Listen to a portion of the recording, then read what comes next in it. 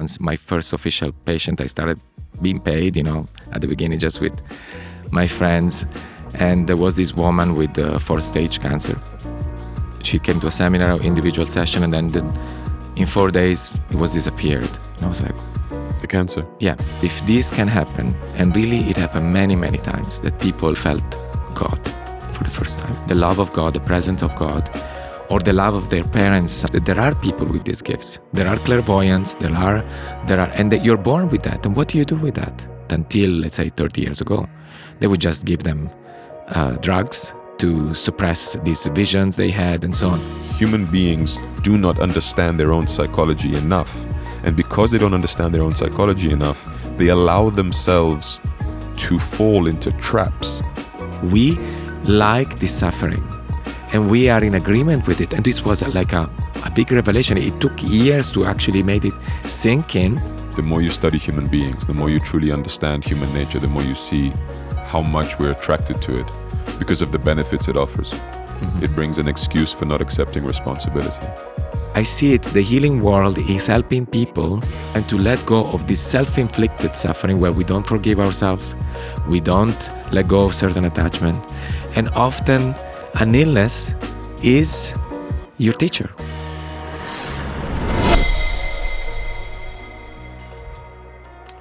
Jai Gurudev Ameyatma Das. Jai Gurudev, Swami Revatikaanta. I'm very glad to have you on the podcast, my second Teotso brother on the podcast. For those of you who don't know, he's Stefano's brother. Yeah. So before we get started, I think we have a nice topic to discuss today. As usual, because it's your first time on the podcast, it'd be nice to give a little background, speak a little bit about where you come from and your journey to get to this point before we pivot to our topic. So please take it away. So I met Guruji in 2015, thanks to what now is my wife, Shankari. I was born in Italy, and then I ended up studying physics and engineering. I was a musician since childhood, but we didn't have college for performance in Italy, which many people don't believe because they think Italy is the country of music, but music is kind of neglected there now. And now we have, but at the time I was, in my youth, we didn't have that option. So I liked physics, and I ended up graduating in engineering, specializing in physics. But it wasn't my dharma. I really didn't. I didn't feel happy, and music was calling me, but I didn't have, let's say, the courage because I didn't have musicians around me, professional musicians. Just to, people were asking me, what are you going to do as a job? When I said I'm going to be a musician, it was like a hobby for people. Yeah. And but then I got scholarships, recognition. It gave me courage, and I got a scholarship to study in New York, at the time was the best jazz school in college. So I did my master's in music there, and then I stayed. And after college, I had my first big spiritual crisis. I had started meditation before because of a drama in a relationship that ended. I couldn't deal with my emotions. I accept the tragic aspects of it. And so I started meditation it was the only thing who could calm my mind. And of course I grew up as a Christian. Yeah, so I had faith, also when I was very little, especially when I went to Israel, I had a very big connection to Jesus. I, cried and so on. So all this was in the pot, let's say, melting and boiling. And but then after college, that's when I really had the first, let's say, spiritual, intense crisis where I really said, no, that's it. My life cannot continue without spiritual practice. Especially I was in New York when the Twin Towers fell. Right. And this was a big lesson for me to see also how quickly everyone went into fear, anger, judgment, and all that happened. And I said I want to be part of the solution, let's say, not the problem, and I realized I was not in a state of consciousness where I could do it. And so that's when I started regularly meditation, spiritual practice. But I was afraid to join groups, where I'm going to end up. So I was like a do it myself. Yeah, reading books, but I made some mistakes. You become a little exaggerated, like I left everything. I gave all my books away, all my CDs away. I was addicted to CDs. And I realized this is my attachments, and I gave them all away. And then it was funny. For the youngsters, he means CDs, like not Yeah. You Google them, you'll find out what they are. Yeah, it was really... Anyway, it was funny because then I needed to pay the rent, and they called me for a gig, for a gig. I don't know if you know what it is, but a concert. And I needed my tuxedo back. I gave all my clothes away also. Wow, full renunciation. I mean, yes, it was like hypocritical. Really. I mean, it really ungrounded renunciation, because you cannot be in New York and just do without any money and so on. So I asked my friend to, can you give me back my tuxedo, just for one day. It was just, so, and I mean, at that time, so these experiments and these realizations that I went too far, even with my diet, and I was sleeping on the floor, it was too much. So I realized I need a teacher. And I started seeing my hypocrisy inside, the different eyes, and I really started saying, who am I really? What is it? What are all these impulses? I need a guidance. So then I had two paths that opened up for me, and I followed them simultaneously, basically. One was the path with Gurdjieff. I don't know if you know, he's an Armenian spiritual teacher. Yes. And it was called the work, meaning the inner work. Yeah, I met a devotee of his once, yeah. Yeah, and I mean, this was no devotional, but it was not a devotional path. It was based on self-celebration, quite universal, welcoming to all religions. So I liked, but people of different religions work together to more be themselves. Basically, that's who am I? Find your real I beyond, and observe yourself a lot. Connect with the body, and accessing actually higher states of consciousness through various practice and group practice. Mm-hmm. And, karma yoga, do normal work. And this was very, very, for me, like very, very helpful. Like really, I transformed. I let go of a lot of ambitions that I had, like looking for, I was very interested in music, sacred geometry, and all this fancy stuff. And this kind of destroyed a lot of ambitions in a healthy way. Like, Lily, look at where you are. Yeah. And you need to, before you even think about all these things, you really have to be yourself. Be grounded in a reality where you can speak and observe yourself, for instance. And how much can you observe yourself when you speak? Like even now, like how much my attention is able to really observe and be conscious. So intentional, conscious living. I think that's an important clarification, just because sometimes when people hear, I let go of my ambitions, they may think like, oh, like now you're being, your dreams are being stifled in in an unproductive way.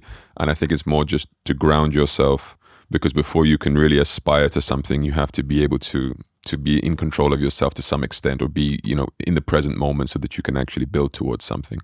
I think spirituality sometimes carries this negative reputation of like spiritual people no longer achieve anything in life. They no longer wish to achieve anything in life. They're, it's always this renunciation theme, and I think it's important sometimes to position that correctly. It's not that we cannot achieve things in life. It's that there's a huge emphasis placed on groundedness and in being embodied in the moment, and not living in fantasies and dreams and these kind of things. Yes, exactly.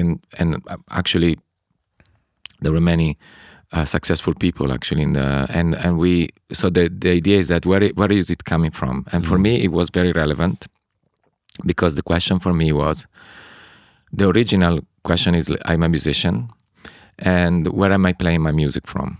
This was really, I would say, one of the basic questions of this really was fueling my spiritual search. Like, I can play because I'm in love or I'm sad. And some people will resonate with it. If I listen to this piece when they're sad, they will resonate with it. And they will find something universal, because we are all human. But is there something more? And I felt inside there is something more. It's possible. I didn't know what it was, but I had this deep feeling.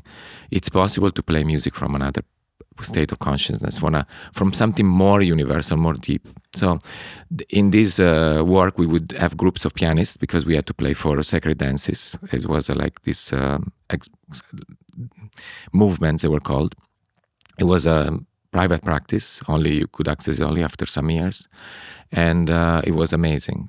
Really, you would enter into a different state of awareness while moving. And I was blessed to play and improvise. So we would meet with pianists and ask ourselves and listen to each other and say, not for just the music, not the quality of the music, but the quality of what was behind your state. Yeah, so it was a huge study we did, and I was blessed to do for many years. And this was very important for what came after. So simultaneously, because I had several difficulty in my life that I couldn't solve, my mother kept recommending me, why don't you go to this spiritual healer? And so eventually I went, and my life, like from one day to the next, we did group healing work, and I was shocked. I was like, it's like someone took the cork out of a bottle. Like all these years of meditation, somehow certain things I couldn't let go. But this seminar, somehow I felt like this meditation prepared me so I could be receptive. But this kind of was really like my work situation changed in 3 days. My certain recurrent feelings of non-acceptance, reactions really changed. And not that my negativity are they're always dormant and you have to be careful. But let's say the average, it was clearly like, and this was a shock. I said, what is this? So I realized I said, to improve myself, I noticed my music also. I was always procrastinating my concerts. I was improvising for hours since I was a teenager, but I never had the courage to do it in public. Many people said, you have to do it. You have to do it in public. This is so special. But I didn't have the courage to say, no, I'm not ready. I have to study classical music, jazz, Afro-Cuban music, Indian music. I even studied tabla. I was always studying. I was never ready. This perfectionism, this procrastination. But after this, somehow I started, doing my concert in public. And so these concerts were at the beginning like, let's say, mirroring. Some people call it piano mirroring. Like I could feel like it was corresponding to what the people were feeling. Not what the people were feeling, but let's say their character. I would know. One day I was closing my eyes and the music changed all of a sudden. Then I opened. A friend came in the middle of the piece, and I knew him. And I felt, oh, wow, this is corresponding to him, because I was improvising freely. Yeah. So, but then with the training, then I became a training. I started healing, let's say, doing the healing training. And the first time I put my hands on someone, I finally found, oh, that's what I was looking for. Like music was never enough. And then later on, I discovered we had in the family, many generations ago, we had a lineage of healers. But then only girls were born, and it wasn't passed on. Maybe because it was dangerous. In Italy, witches were killed publicly until then. 150 years ago. That's sure. So maybe for women was more dangerous, or something like that. I don't know. But so all of this, it was a lot of churning to say. Well, even I remember my first seminar. Am I proud? Is it my ego? But I felt I remember what really gave me the courage. I remember once my first official patient, I started being paid, at the beginning just with my friends. And there was this woman with 4-stage cancer. And she came to a seminar, individual session, and then in 4 days, it was disappeared. And I was like... The cancer? Yeah. And but with the healing teacher, it was normal to see. I'm mentioning this because it's important to meet how I met Guruji. Who was the healing teacher? Ron Young. Okay. And his teachers, like his main teachers, was Daskalos, Stylianos Sateglis. By the way, it's meaningful for me because today is the anniversary of when he left this body. And it's Krishna Janmashtami. Krishna Janmashtami. I mean, happy Krishna Janmashtami. Krishna Janmashtami. I mean, what are the coincidences? Sure. When he told me it was going to be today, and I looked at the calendar, I was like, okay, it's a great day for everything us to is film. everything is meant to be, you know. So even in the healing work, one of his teachers was Ilta Charlton, was a disciple of Satya Sai Baba. Mm-hmm. So there was the grace of Christ, the grace of, you know, the Guru, Satya Sai Baba, and so on in this work. But my teacher was more like Advaita. Yeah, even though he was so respecting many masters, not so.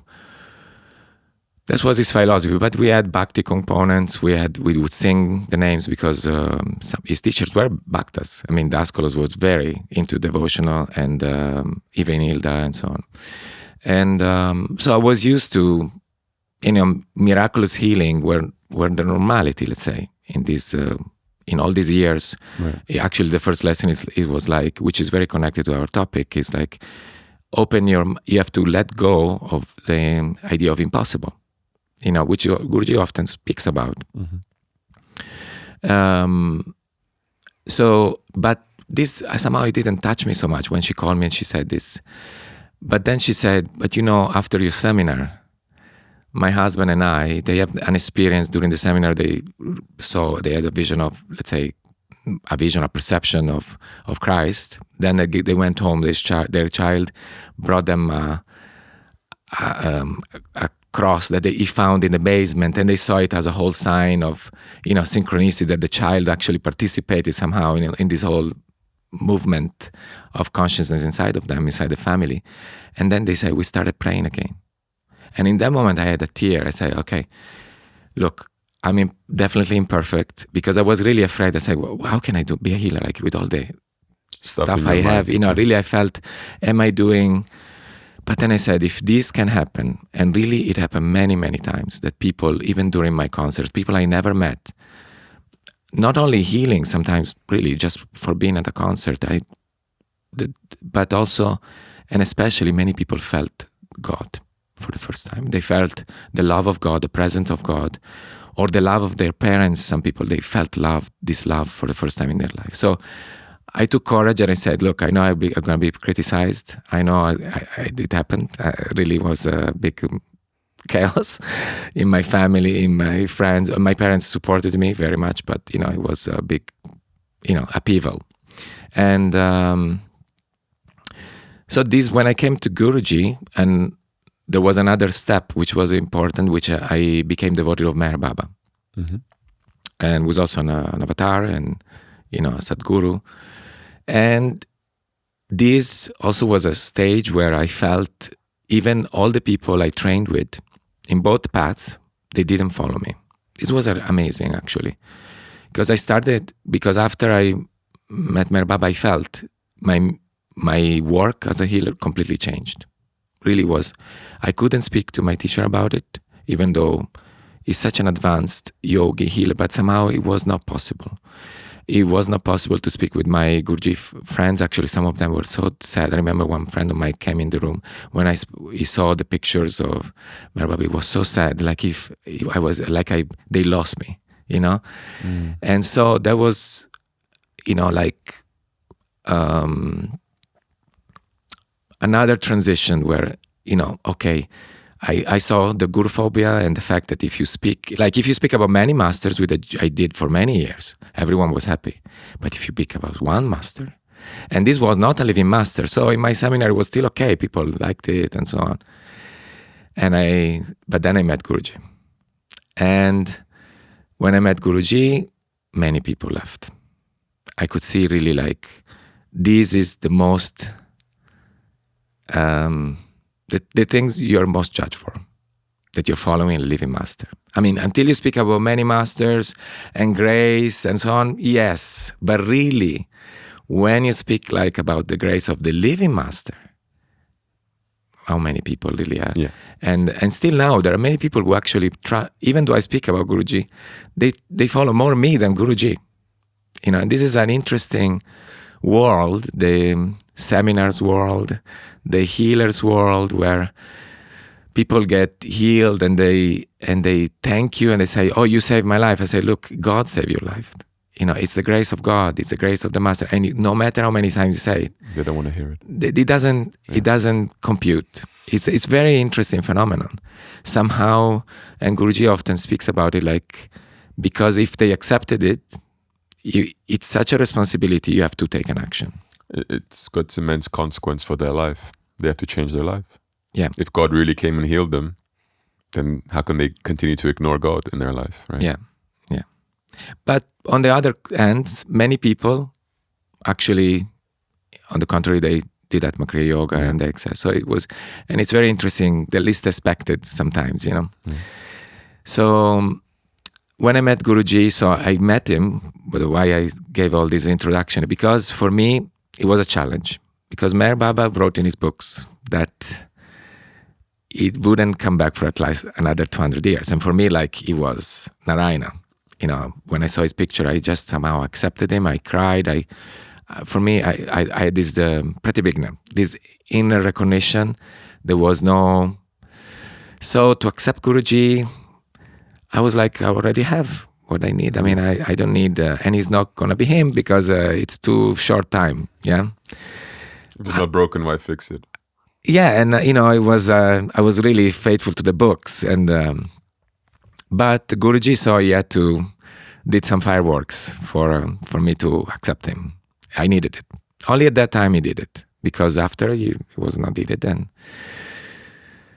so the first thing, we were at a distance, and it was funny, through a video. I was doing a seminar, and with some of his devotees in Russia. Shankari, my wife, invited me, and he sent a video. It was very mysterious to Shankari, and somehow this video was for me. And through these videos, I won't go in detail, but because it's too long.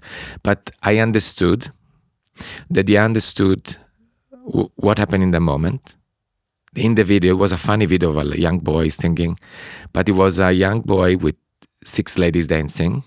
And this was the only seminar. We almost canceled it because everyone went to a celebration for Guruji. And so few people, only the people who are not devotees were there. And we almost canceled it, but then we said, no, people paid already and let's do it. So I was a man with 6 women. And it was going to be a very difficult seminar for me because of what I saw during music, the painful memories from the past and so on. And somehow he helped me to be light. Through this video, when I was playing during the day, I remember this video, I know, he helped me to be detached. And the video also spoke about the dream I had when I was 21 years old. When I was decided about doing music, I woke up from a nap and I saw a video of me playing and somehow the stars falling and like a grace coming, which is what somehow is happening. This Guruji says, he summarizes like you share your relationship with God in your concerts. I mean, I never could explain it, but that's what, in a simple way, that's what I do. I focus on him. Of course, now I focus on Guruji. I focus on in my own way, and this changed along the years. But and that he does it. I mean, right. I don't know what happens. I don't know how it is possible that yes, I studied the healing training, but in the end, even with my healing training, he taught us it was an approach with no technique. You have to become a zero. And you enter, and you trust the movement of, you call it the movement of spirit, the Holy Spirit. And so this was my, and so in that dream I understood this is really like not a normal master. And I felt the love when I was working with the people. I felt this love from this master. He's really protecting them. It's amazing. So he revealed himself in this way. But then, Meher Baba he's not going to come back. So when I met him, finally I met him for Srimad Bhagavatam course. And when he entered the room, I was really like, okay, now I'm not going to bow. I'm going to be careful. As if I could see something, but I was like guarded. Yeah. Guarded, yes. And he came in the room and immediately like this light came out of him. At least what I perceived. And I had actually a vision of a Christian saint that is very dear to me. And over the years with Guruji, we had many events, many episodes with him. And I just started crying. And a voice from inside, like recognized him. Yeah, like as if I saw the greatest love of my life who died. I would never think of I would see him again, and it was there in a random place in the world. That's how I felt, and I fell on my knees, like my body fell on the knees automatically, and I just was bawling. I was just crying, like, and during that week, like I cried, I laughed, I jumped, like if people were coming to me like, you're born for this. I say, like, finally my devotional home, like my devotional nature, which could never be fully expressed.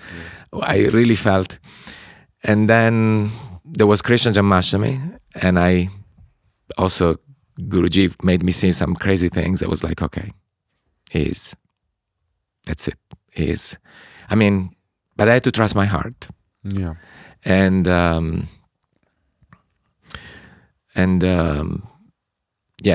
we also had a private interview.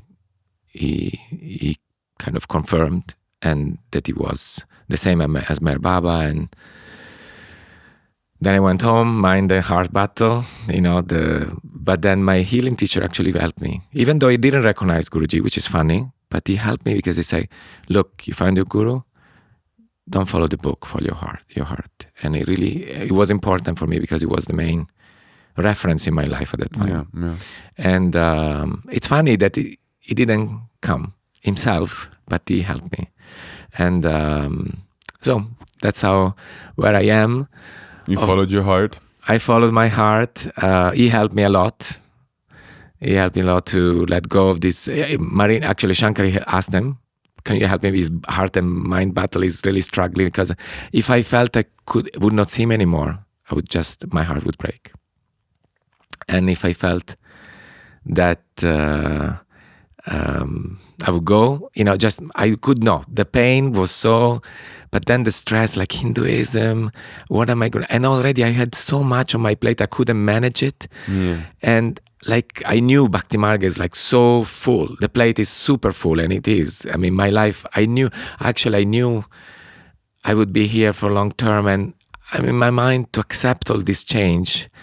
But eventually he took it away. He took my hand. He called me, he took my hand. He actually predicted something that would happen many years later. A private thing I cannot speak about. But, he kept, giving me this confirmation. Yeah, they are very important, because then they're like pillars. Yeah? And then he said, whether you want it or not, you're here. And in that moment, I realized, I thought of so many things in my life, including being a healer, being a musician, that I would never imagined. If as a teenager they would have told me, you're going to be a professional musician, I would never said yes. I mean, it's not possible. Or a healer, a spiritual healer. What? A spiritual healer.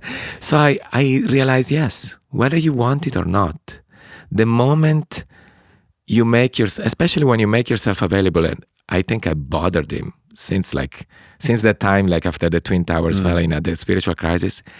I remember I read a book when I started the Guruji work. There was a phrase: everything you do it 3 times. Every prayer, once for your ancestors, once for your neighbors, one for your soul. And since then, really, like everything I would do, every spiritual exercise, meditation, I would do it 3 times. For that, like I became obsessed. Like I think I really begged him. I bothered him so much. I bothered God so much. Eventually, sometimes I think I became a healer because he answered my prayers. Make me an instrument for the good, and so, and Guruji actually said it once. He's like, you want to help people? Yes. I mean, and so to finish, for me, and I think it's very connected also to our topic, I see, like, for instance, for me, helping people, it was the biggest calling. Yeah. Like the really sincere and this prayer was answered. But then we come with Guruji, and Guruji speaks about all these saints that just want him. There's only one God. And I can see the resistance I have to this. I can see that even this praying for people is a resistance, because it's still your ego. It's still your doing. Yes, I mean, we are not free from it. It's not like what is given to us is really, and he spoke about it like these days during the Guru Gita commentary, like it's something that requires us to let go of every possible desire. And it's clear to me that without him, it's not possible. Without a living guru, without a living master, this is not possible. We are always going to be... I met, again, many great healers. I wasn't impressed by the miracles when I heard about Guruji. I wasn't impressed. What impressed me the most is his love. The love that he made me feel. I realized in 1 week of Srimad Bhagavatam, he gave me certain inner feeling of devotion from your heart being torn apart when he was speaking about Gopi, from the joy of, jumping and singing the name of Radha, with him. I never felt him. In 20 years so I would say I had privilege to have a certain advanced, for normal world, advanced training. He just showed me, this is nothing. Like in 1 week, he just showed me, this is nothing. And this is not the goal. The goal is this love, and I can give it to you. But to get it, you have to let go of all that you call security and so on. Yeah. So sorry, I hope it was not too long. But No. I think it's important because I think it sets the stage. And I think it's also important for people to in a sense, understand the variety of backgrounds that we have in Bhakti Marga. And I think, one of the things I most love about what we do is that we're not here for a particular niche of people. Like Guruji is not someone that positions himself in such a way that only a specific type of person will find it compelling. I think when you start to speak to people and you see, ex-Christians, ex-Muslims, ex-atheists, ex-Hindus of different movements, healers, whatever it may be, you get literally people from every walk of life finding a very similar realization to the one you just mapped out now, that it's almost like when they come in contact with the love that Guruji embodies, everything else seems to appear to be very small in comparison to this. It's almost like it had value, and I mean, nobody ever really speaks disrespectfully about their journey and their past. It's not that, but there's always this feeling of, now I'm doing the real full course, in becoming a devotee of God somehow, right? Before then, there was always a little something missing here, a little something missing there. It was preparatory in some sense, and I think it's nice and beautiful to share these kind of journeys. I think different people will find themselves in different parts of it, Yeah. So, having said all of that, one of the topics we wanted the main topic we wanted to unpack is, you've obviously encountered a lot of this. I've encountered my fair share, and that is people who, especially now in these modern times, create new forms of spirituality, I would say, that are very centered around the idea of abundance, the idea of more and more and more, maximize your life, maximize your wealth, your potential, your dreams, your ambitions, your whatever it may be. And it's very much orientated around what you gain, and very little to do with what you give, in the sense of service, in the sense of surrender, in the sense of forgetting oneself. It's actually very much self-centered in some sense. But the language is always very different. The language is very particular. Guruji spoke about this also now during the Guru Gita commentary. People who like to replace God by universe, and different things like this. And I want to actually just sort of, from your experiences, from my experiences, let's explore it, break it down a little bit, try to explain some of the problems with this kind of thinking, this kind of way of conceiving of spirituality, and some of the things that those people might be potentially missing out on, and some of the things that they may be, in a sense, feeding inside of themselves to their detriment. Because I think some of these people don't realize this, right? It's a very alluring, very tempting idea. It's very attractive in many ways. The same way material life can be attractive. Hedonistic, mundane life can be very attractive. And so I think it's important to address it and try to explore it. So maybe just kick us off with an experience or some idea that you have, an encounter that you've had around this type of topic. Well, first of all, as I mentioned before with the Master, but also with the idea of God, I encountered resistance because I always spoke about God. Yeah. And Ron, my healing teacher, always mentioned. His teachers, was always, which many healers skip the word. Even some of them skip the word field of consciousness. Yeah, because especially if they try to bring this healing work in universities, which some have tried to do, then universities, they don't like the word consciousness because it's too esoteric, too weird. You have to just call it something else. But healing is not too weird? They would call it something else. Okay, I was going to say, because I'm looking at it from the outside. Obviously, I've got no training in this. But there are some experiments that are being done where they healing actually, for instance, in America is accepted. More accepted than... Energetic healing. They wouldn't call it energetic. How would they term it? Like just for us to really become quite precise. When it goes in university... I'm thinking, for instance, like training constellation therapy. I don't know if you know what it is. No. Constellation therapy was founded by Bert Hellinger. He was, he used to be a priest, then he left priesthood. He learned... Anyway, he learned various forms of psychology, psychotherapy, applied psychotherapy, especially in South America. Mm-hmm. And also some insights again from the Zulu tribes in how they solve conflict. So he combined. He is a brilliant, and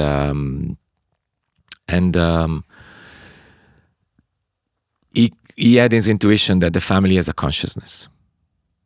That was the basic intuition. So basically, it's not just the psychology that you interpret like, okay, I have a certain view of my brother, of my mother, my sister, my and each one has their own point of view. That's how he started. But then at some point he said, what if we let it speak? And he started a whole movement of, which was based eventually also on grace, on following what the soul of the person, the consciousness of the family was ready for. Mm. And, but when they tried to bring it to colleges, they took away the word field of consciousness. I was going to say, because they just call it constellation therapy. Okay. Understand? So they emphasize the more psychoanalytic type of... Okay. Another common is quantum mechanics. Right. Nowadays, they're using the language of quantum mechanics. Let's say entanglement. Quantum entanglement. Yeah. And to explain concepts that with your mind, you can resonate and you attract what you think about, you focus on. And then, so basically the universe, sometimes they don't even mention the universe. It's just, they mention the mind because even the universe is too, so they are trying. I think it's a big attempt. And I know because I even tried myself, I asked myself, okay, I have a gift. I have to bring it to people. How much can I simplify the language so that it becomes more palatable and more accessible? Yes. But I remember I had many discussions with people who organized my seminars. And something I always really refuse to do, too much criticism, really. They really criticize me a lot. For instance, our teacher said always, never promise anything. Never reveal anything. Daskalos used to always say, don't reveal anything, don't promise anything. And our teacher always repeated it. And, when you advertise, people said, but look, you have such amazing results. People heal from this and that. You mention it. I said, but I don't want people to come for that because they will come with an expectation. And this expectation actually will limit what they can receive. Mm-hmm. But anyway, this is another aspect. So I never wanted to, I always mention the grace of God in some way, maybe in a small way, not to be too scary to people, but I always wanted to put it there. And this was a lot of discussion. So I lived it. And I would make a point if people would change what I said into more like this sort of everything is one. And I would actually always correct it. I would always say, no, it is God is a person and we have a relationship and it's different from just pressing the button in the right moment, in the right way. Yeah, because you're limiting what is possible. You're limiting God, you're limiting what you can receive. And so you have to position yourself as a soul in relationship to God. This was even before meeting Guruji, I was part of somehow it was very important for me. Mm-hmm, mm-hmm. And so I yes, you're speaking about is very familiar. Yeah. And I wouldn't say I criticized it, but I just mentioned that this is, if we don't, let's say, now they even, with the grace of Guruji, he joked it, but he created a situation. I don't know. Right. I became professor, an academician in Russia, which is crazy. Like at my age, usually like people with publication, like I mean, are 20 years older than me are like academicians. In Russia, is a big thing. Yeah. In the West, is not such a title. You think he's a professor in a university, but in Russia, because they measured all these results and so on, amazing healings and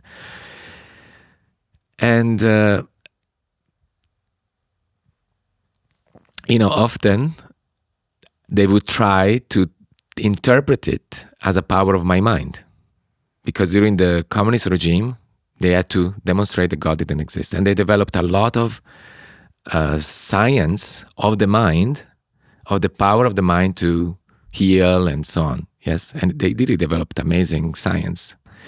But the moment I would speak about, they would say, what is your secret?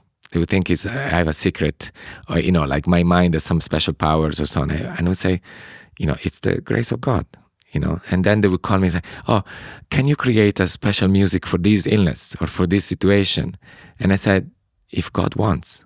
And immediately, like the room would change, But I encountered this in America, in Europe, in Russia. These are the main areas where I worked in different ways, in different declination. But the common point is what you're saying. God is not in the picture. Right. Then if you bring the guru in the picture, that's even crazier. Let's not go there for now. Yeah. But I'm surprised in a sense that even in the healing circles, there was a lot of, and I'm not talking about how you package it to the public, but I mean even behind the curtains, so to speak, amongst the healers themselves, that there was a lot of resistance to the idea of God. Did you feel like that there was a clear reason for that, or people were just, what is it, afraid, lack of faith? What was going on there?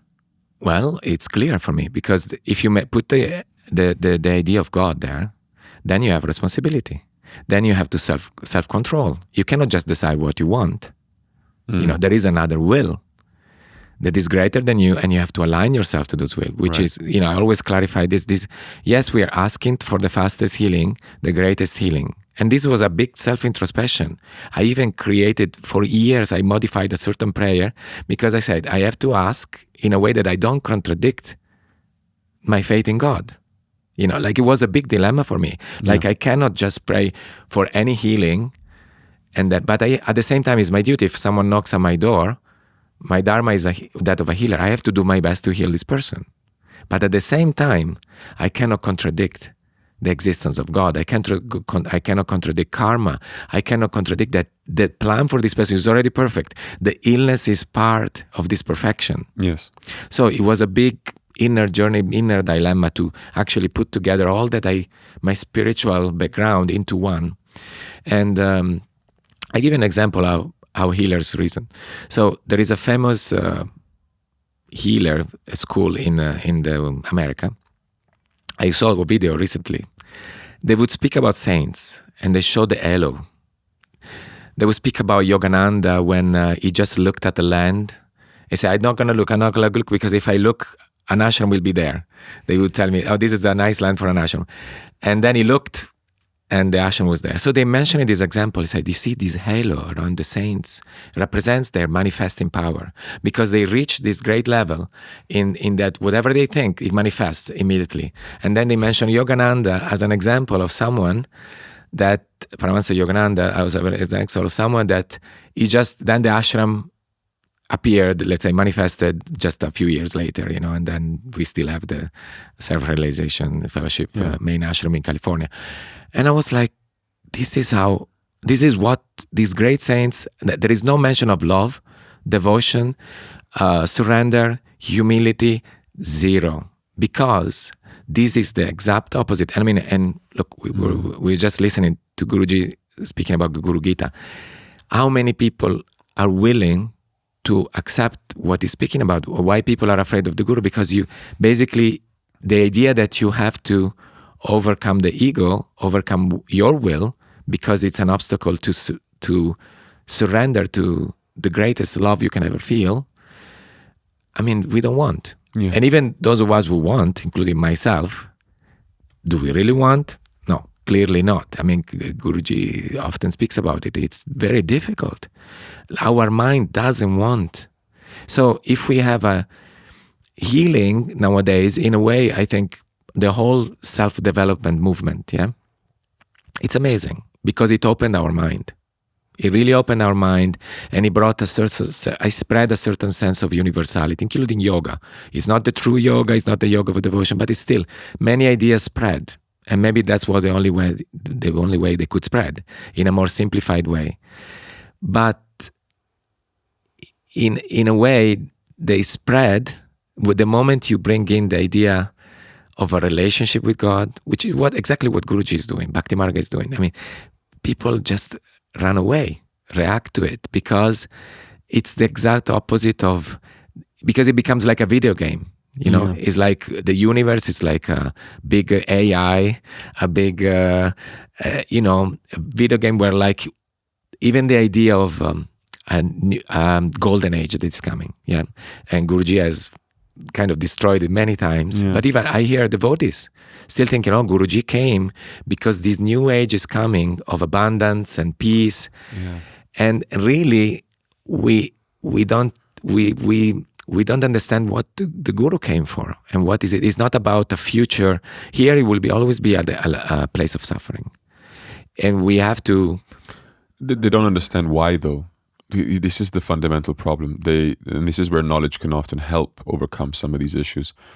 We say this place is a place of suffering, and they go, yeah, but why? Only because of the choices of man, and we can choose to be different, and we can choose this.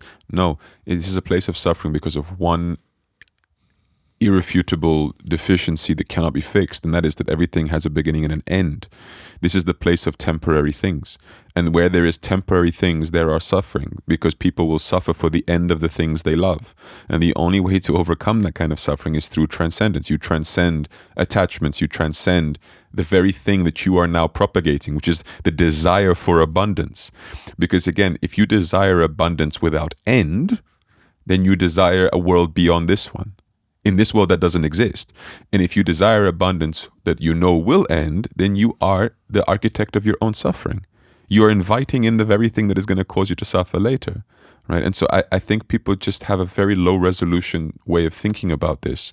And they just see like the shiny toy in front of their eyes, and they don't take a step back and think of this in bigger picture terms, I would say. And it's so sad in some sense when you reflect on this, especially because, as you said, it's also a mentality that sometimes spreads among devotees, right, who should know better.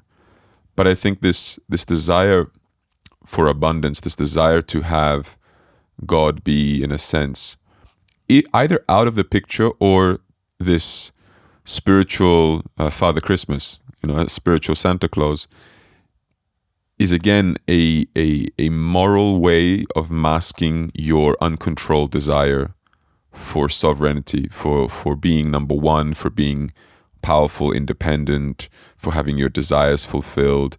It's in a sense, in my opinion, and I say this quite sincerely, not provocatively, it's materialism disguised as spirituality. There's very little spiritual about it at all. And then when you said, for example, that on the one hand, some of these things have started to spread, travel the whole world, even diluted forms of yoga and all of these things because of the self-care movement in many ways, self-awareness and all these things. I often struggle with my opinion on that, whether I really think it's still, it's generally a good thing, or if it's more of like a net negative. And I say that from the perspective of like, imagine people in the Mediterranean are enjoying lovely fresh vegetables. They have fresh tomatoes, that you can only get in the Mediterranean on that quality, right? And you say, I wish the rest of the world could enjoy the pleasures of healthy, good tomatoes. And then fast forward some years and you go to America or you go anywhere else and you see bottles of tomato ketchup. And you say, you see, tomatoes spread everywhere. Now we have tomatoes everywhere, but it's in the form of ketchup. It's not what the Mediterranean person was saying. It's not what they wanted to spread. But hey, look, tomato. It's some form of tomato. It might not be the original thing, but and it's full of sugar and it's full of whatever else, and it's actually bad for you and it's not healthy and it doesn't actually do you much good. But in your mind, you may justify it as saying, oh, but look, it still has some connection to tomato because it's called tomato ketchup. And so my issue is that we look at these forms of yoga, we look at whatever else, and we say, oh, but it has some connection to the original, It might not be, the full package yoga, but it has some connection. And I sometimes feel like, okay, how much sugar is in that bottle? Like, if you understand my point, like how much damage is that thing going to cause? Because what I do see sometimes is the yoga in itself that they practice, and I'm sorry to pick on yoga now, it can be anything, but the yoga, the diluted form of yoga, the godless, devotionless version of yoga, it might help them become healthier, it might help them still their mind, it might help them in many positive things, but it might also create a conception inside that individual that this is the solution to their problems, that this is in a sense sufficient, and it blocks the pathway for something more meaningful to enter their life because they've already solidified themselves in that concept that this is all I need. And sometimes giving someone a solution that satisfies just enough but doesn't actually solve the root of the problem is more dangerous and more problematic than never having given a solution at all. Because the more aware a person is that they have a problem, the more desperate they are in that problem, the more likely that they're going to actually go and search for a solution, a real solution.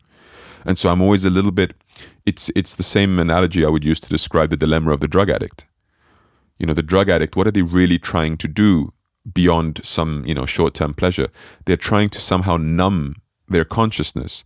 Often, I'm not saying some do it recreationally, but I've often encountered cases of people that fell into addiction, alcohol addiction, drug addiction, because they were going through such a negative period of their life. They were going through so much suffering. They had so much difficulty in their life that the reason that they were consuming this was not to feel a high, but rather to numb the low.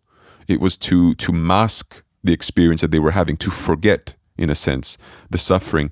But they know that it's not a real solution because every time the effect of the drug wears off, the problem resurfaces and they have to go get the next one and the next one and the next one. So it's never really a solution, but it's a coping mechanism. And I feel like yoga and some of these therapies and some of the things that are existing nowadays are coping mechanisms. They're not actually solutions to the problem. Yeah. And so sometimes I just wonder, is it worth it? Is it worth giving these coping mechanisms that are new forms of drugs almost for people, rather than allowing them to feel sometimes the full weight, the full power of the problem, the sickness, the illness, and then say, there's only one real solution to this. Not as an alleviator, but as an actual solver of the problem. And that is God. Because what's really happening at the fundamental level of your being is that your soul longs for completion, longs to be united with the object of its yearning, of its longing, of its love, of its devotion, of every other human experience that we express, then we don't understand why we're expressing it. Human curiosity, human affection, human love, all of these things. It's just the soul yearning for God, and us, misidentifying that longing and calling it, hundreds of other names. And so I'm saying what I'm saying is almost a challenge to the idea that there is a net positive to the spread of some of these diluted ideas and diluted forms of spirituality. I sit on the fence on that one. Sometimes I wake up and think it's good. Stop judging so much, Revatee. And sometimes I wake up and I think it's been a net negative. And it's not the most productive thought in the world because you don't really have a clear follow-up on how we're going to fix that, because you almost think it's too late. You cannot now fix the world's perception of yoga. It's $1 billion industry, like it's all around the world in its diluted form. You walk through New York City and you'll see tons of yoga studios, and the bigger they are, the less spiritual they are. It's a reality. But, well, my point of view, because I have asked myself many times as a devotee, is my healing work compatible? Mm-hmm. Yeah, and I even spoke to Guruji, and he often said, no, you have to do it.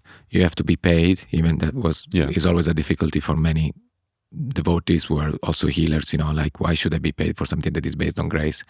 But in the end, everything is based on grace. Every job, Is like, if some we really extent, yeah. put it that way.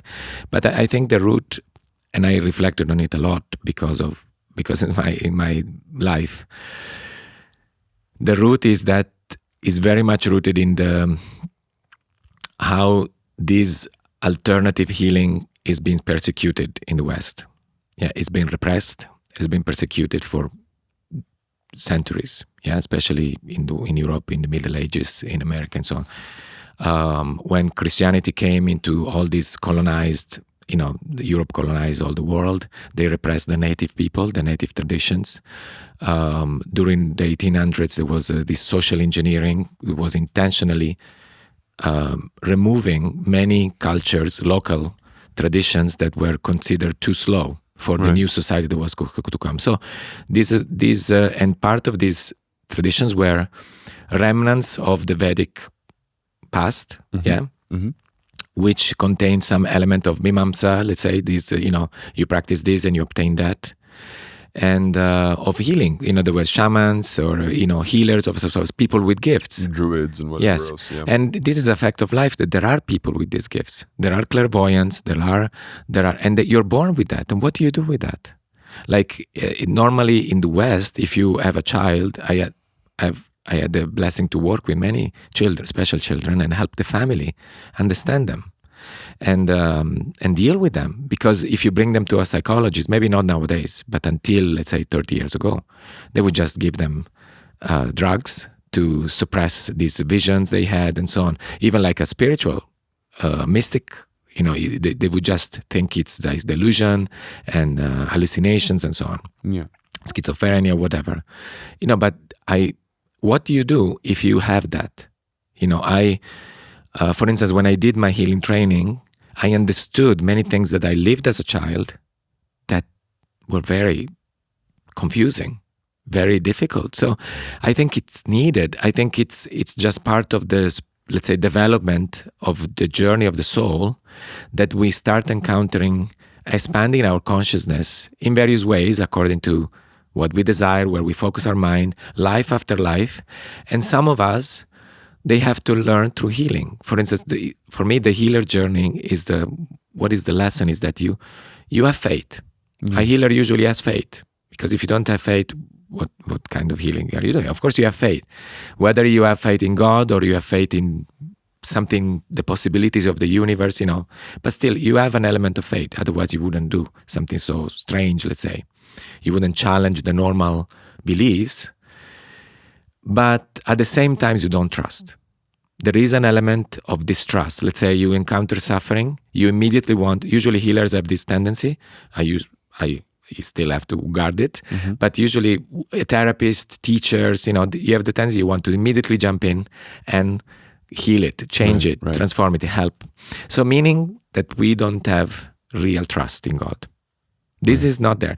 So, but by healing, somehow what is interesting is that there are two things happening. One, you start trusting God more, because you start observing how people change, but then they go back, like you said before, because actually they didn't make their choice. It's not because God doesn't want them to heal, not because it's not possible to heal, it's because they are attached to their illness. Maybe because someone was healing their family.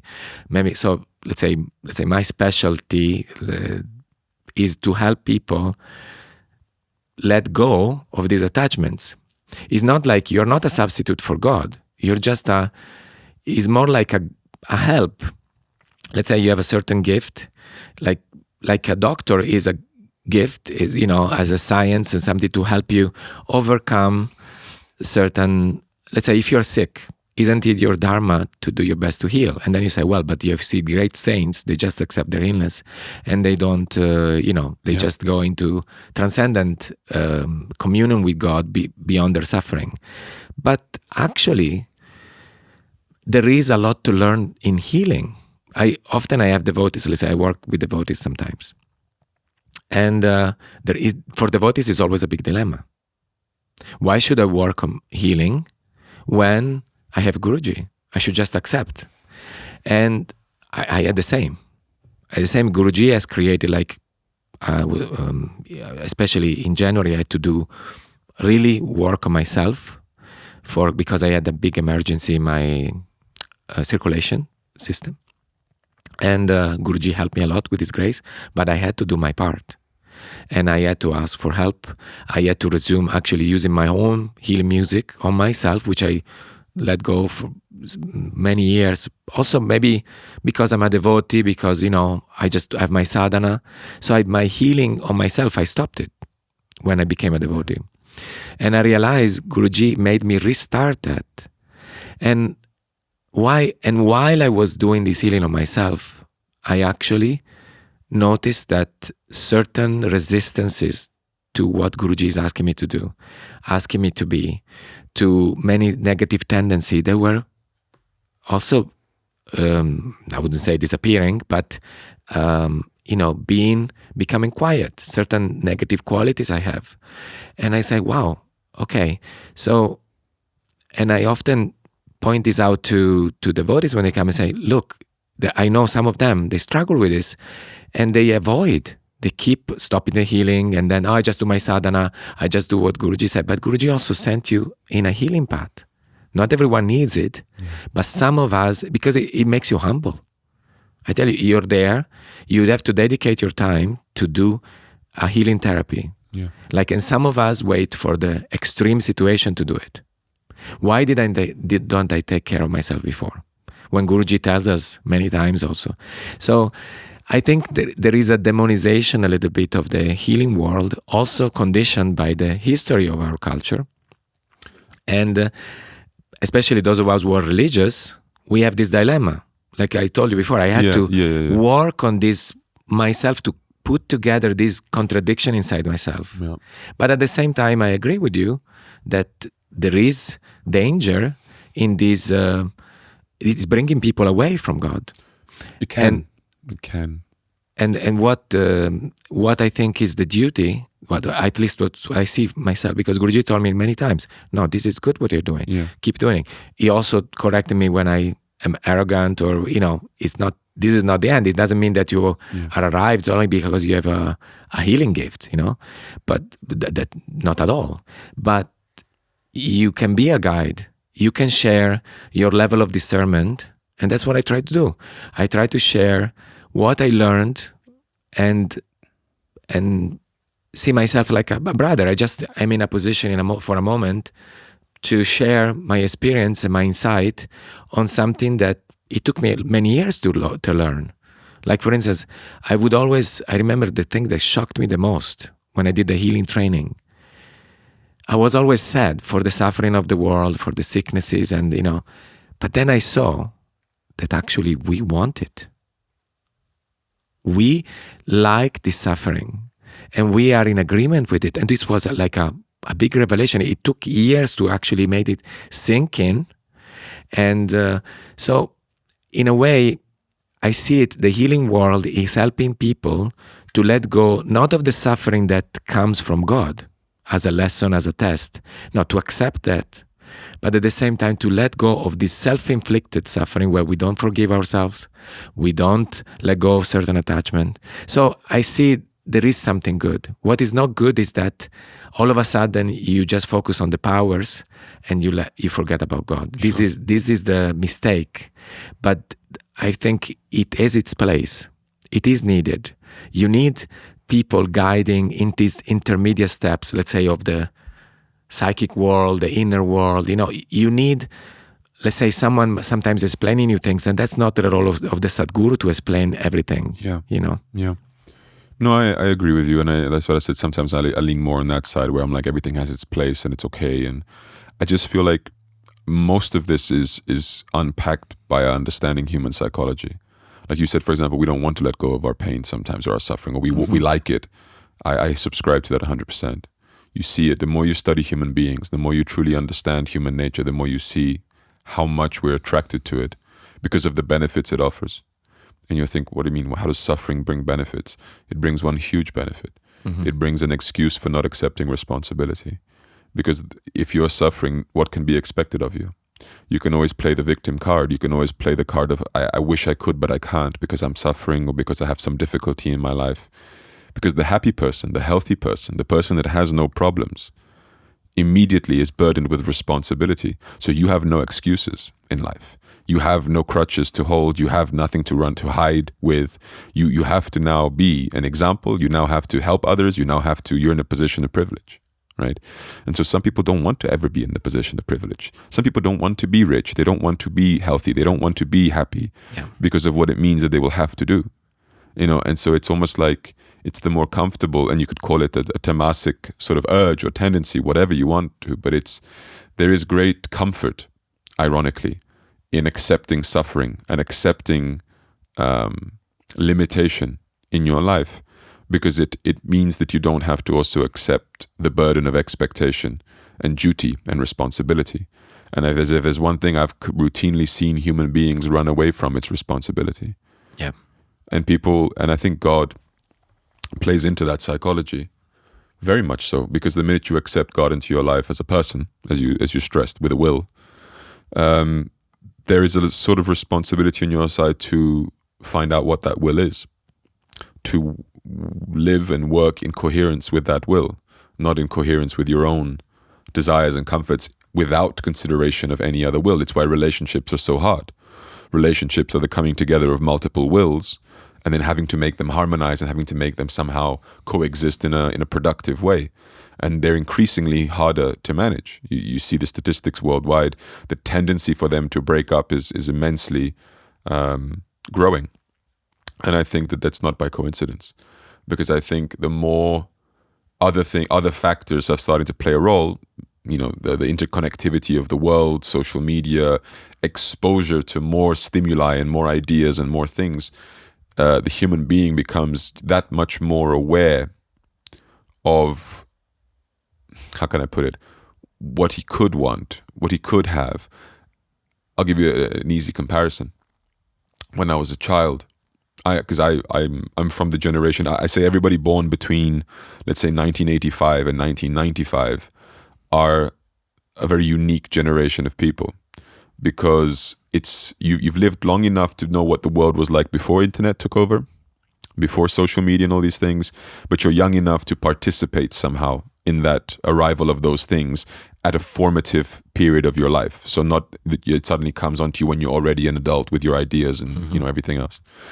And having been in that in-betweener generation sort of thing, I see so much the difference when I was growing up in as I said, my childhood years and in my early teen years, to now as a late teen, young adult, pre and post, as I said, social media.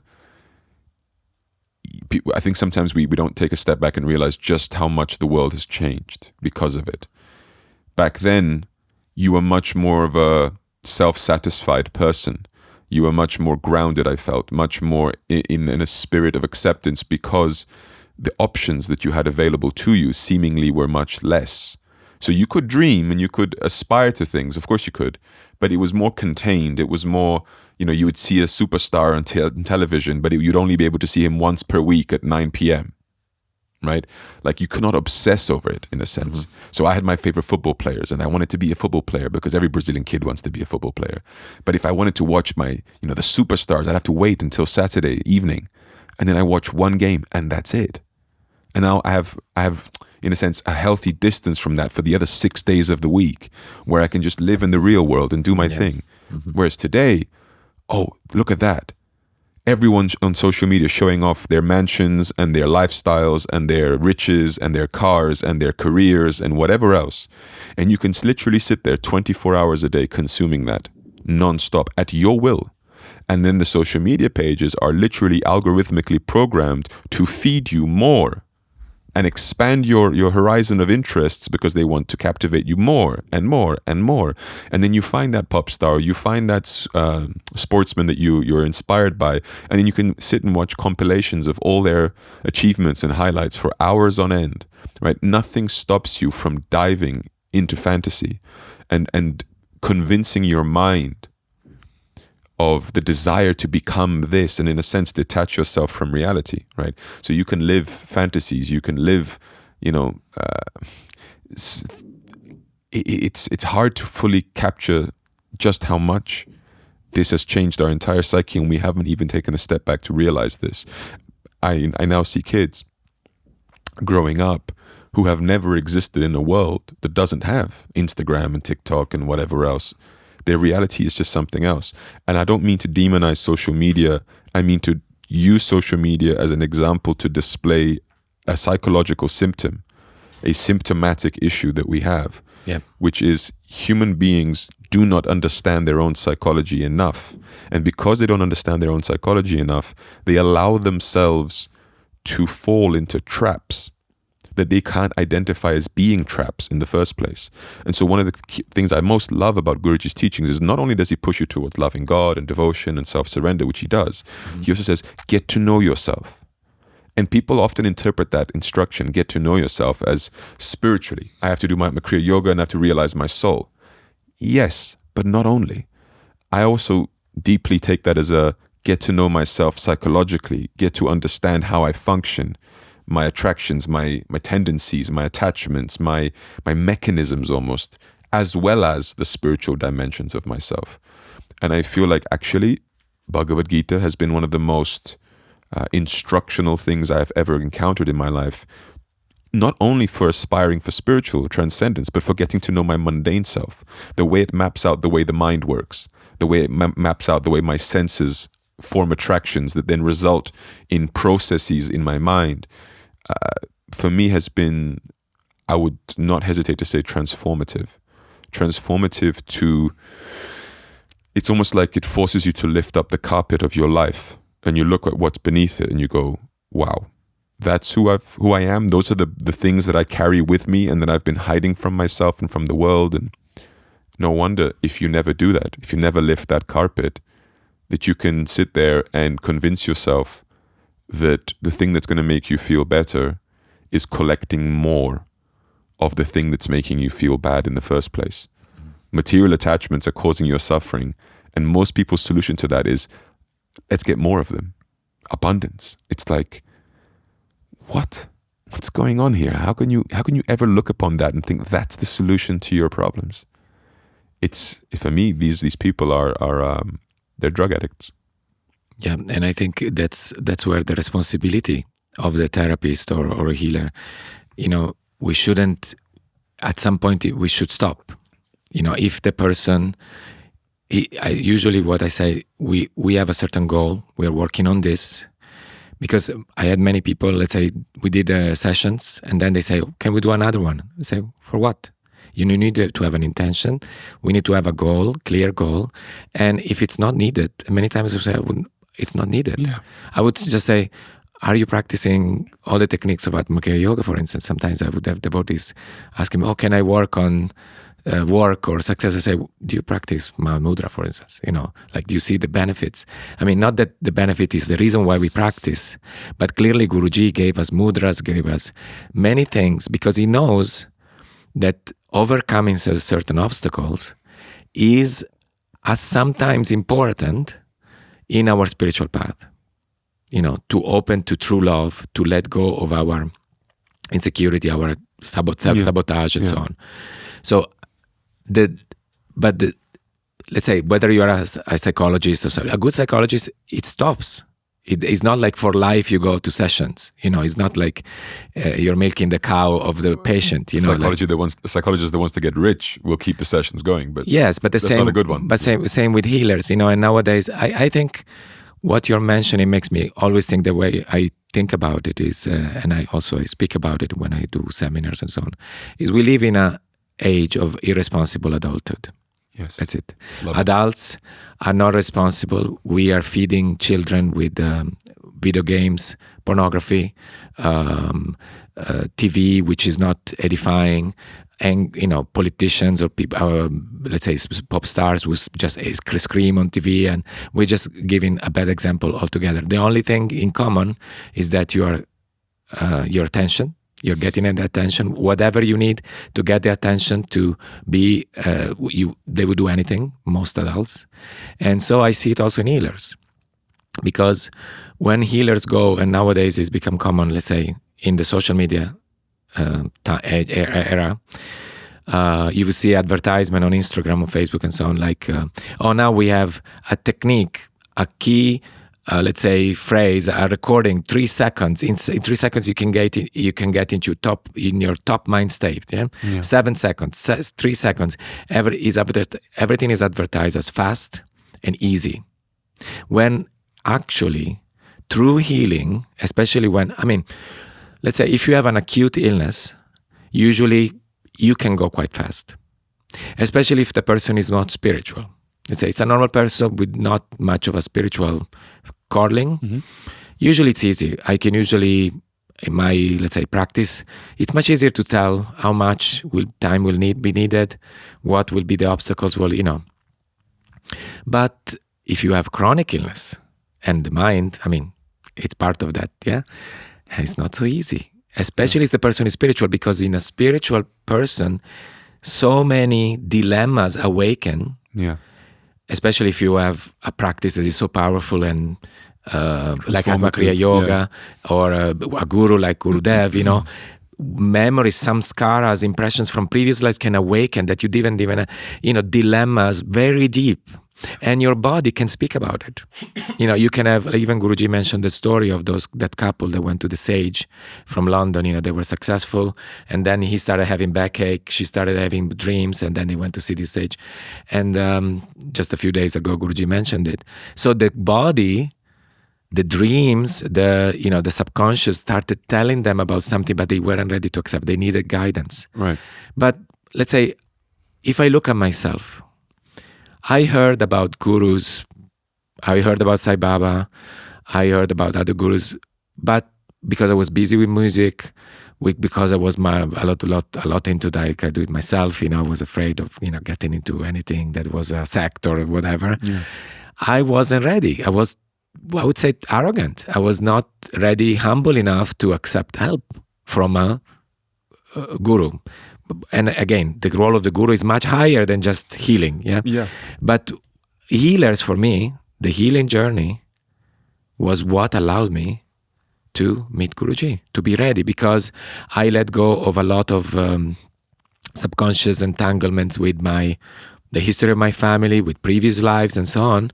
And I can say, if I met Guruji 20 years before doing all this work, I wouldn't have reacted as I did. But I think there's something amazing about that, because when you said that, you had this fascination with I wanted to do it all myself, etc. I don't think that's necessarily a bad thing, because I think it's almost like you first need to discover your limits by trying to do things yourself before you're going to genuinely and sincerely seek the help of someone. Because if help arrives before you've become aware that you need it, you might be too dismissing of the help. You know what I mean? You don't actually value it.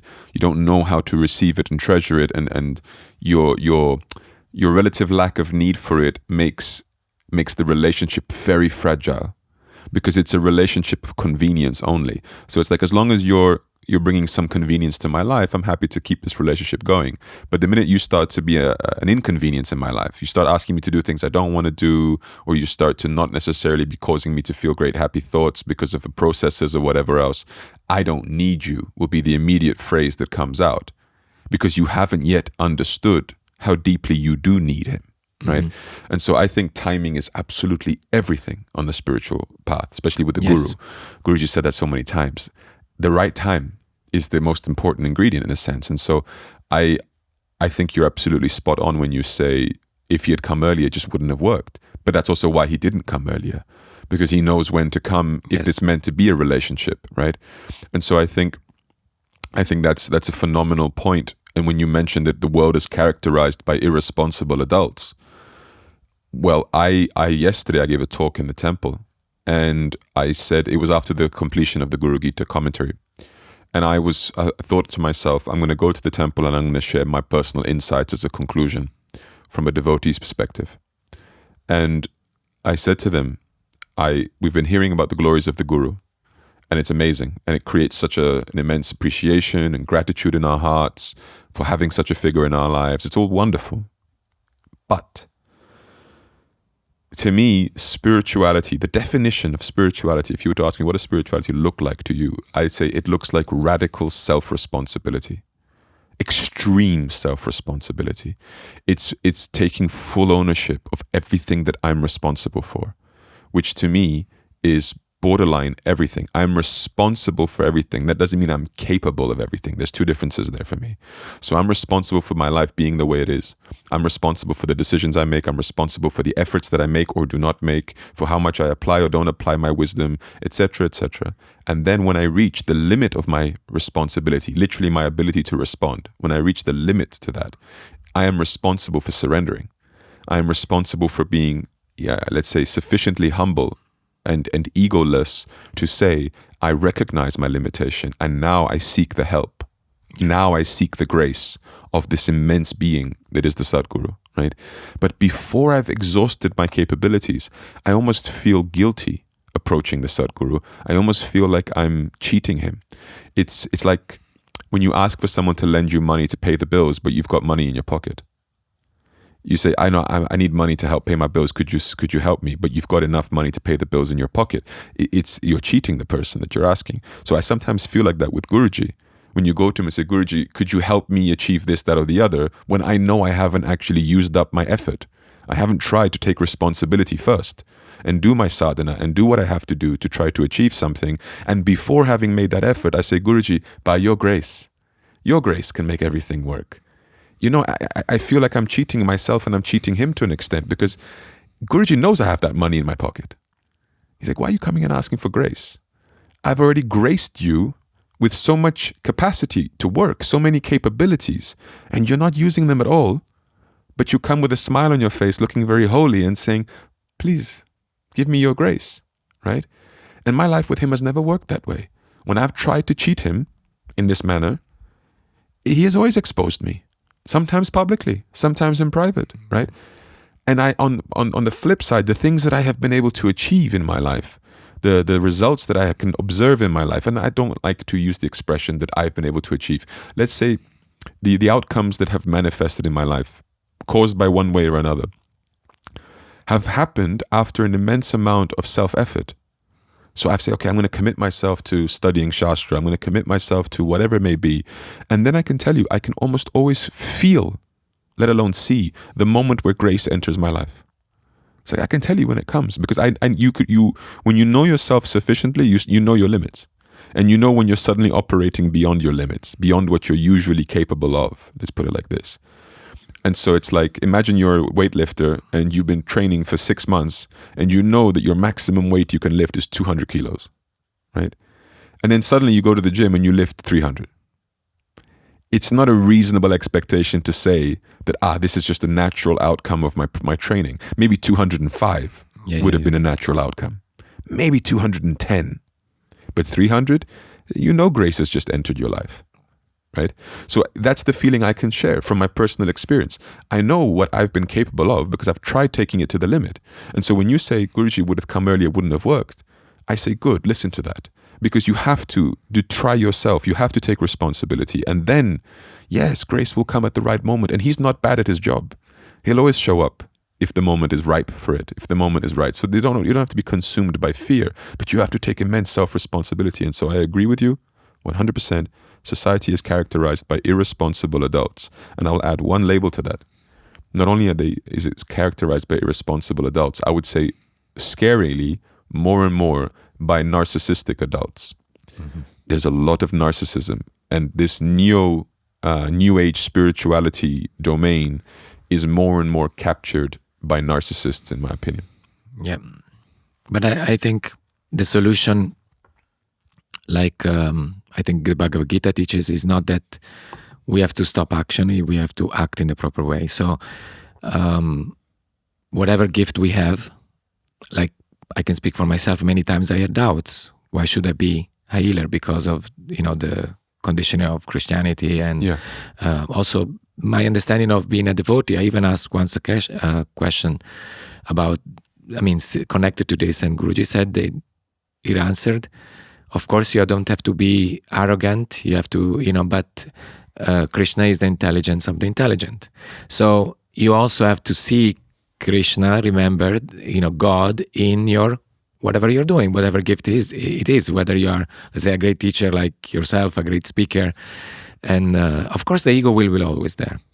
The ego will, and we cannot stop being, for instance, often I have many people who come who have the gift of healing and they sabotage it for various reasons. And as I was helped many years ago, and still Guruji is helping me, but I'm helped by helping. Let's say via helping, I'm also helping myself, because when you say certain things, you're also reminding yourself, because we would do it more for others than for ourselves. Right. And so I think the world needs responsible healers.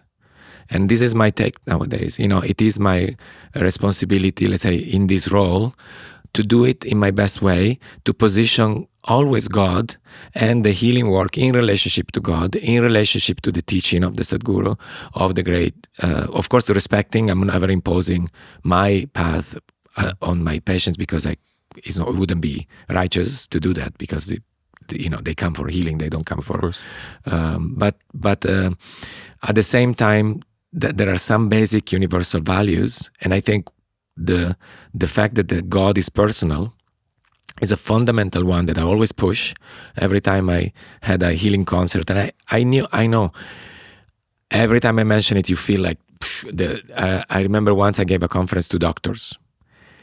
Until I said the word grace of God, everything was fine. They were excited to have a special healer in their room. The moment I mentioned grace of God, you could see them in the chair, like tensing up. It was such a... But, I take it as my responsibility as a devotee not to hide from that. Yeah. And I agree with you what you said. Like, the first step is recognizing, for instance, in this mentality, like manifest your reality. Yeah.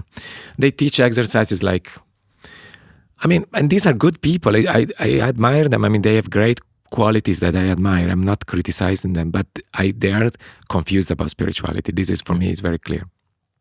For their karma, whatever. And they would teach, imagine the future, different futures that you can imagine, and see how you feel in each one of them.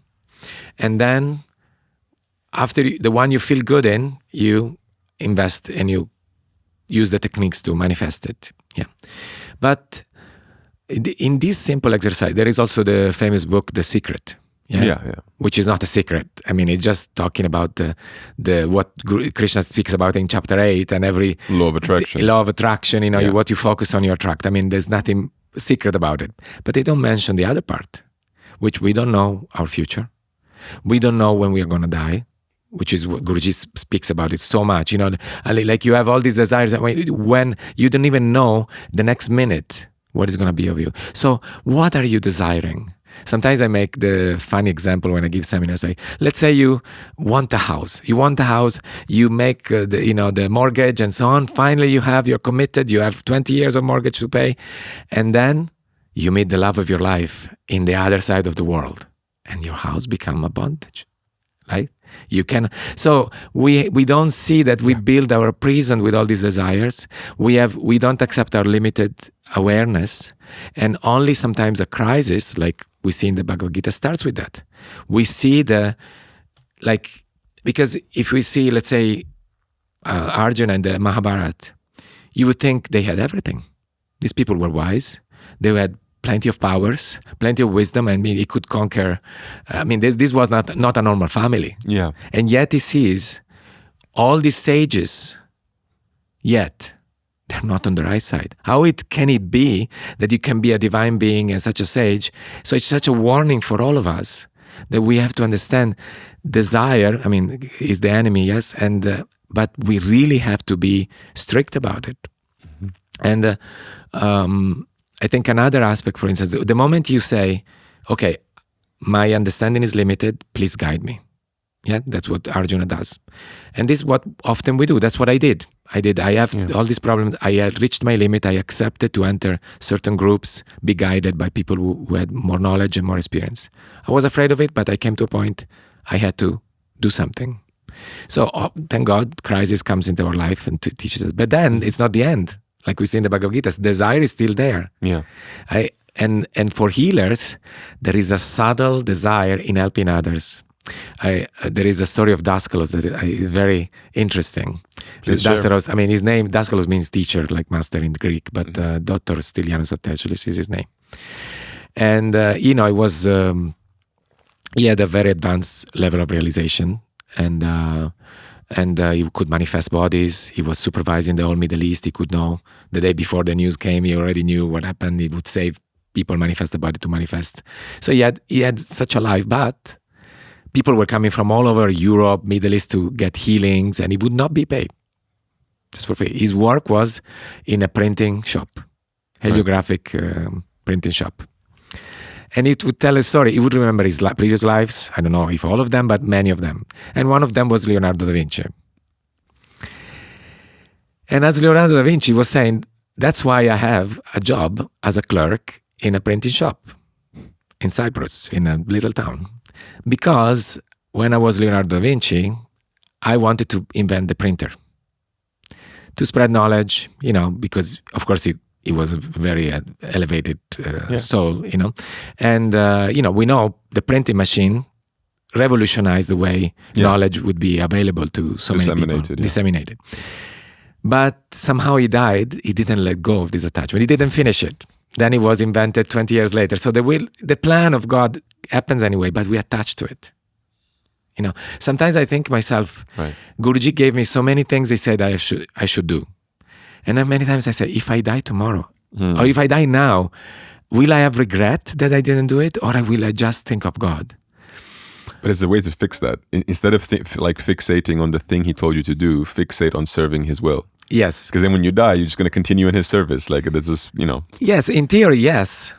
But in practice, if I observe myself, and I'm very honest, because let's say as a healer, you pray for a healing. Yes, you really wish the best for the person, but you don't know the result. You cannot, Krishna says, I always like, it doesn't say don't attach yourself to the results. He says never attach, he says really never attach yourself to the results. And I see it, like I can tell you a story. Once I was already in my practice, healing practice, I already, usually at the beginning you're a little insecure, timid, and then you gain confidence. And at this point I was confident, things were happening, I could trust my, let's say, intuition, and so everything is possible. And God is merciful, and then I had my best friend at that time. There was really a great bond that was created between us. Yeah, I actually remember some of our lives together. This person didn't remember them, but I had all these memories that were coming, and so this can create confusion also.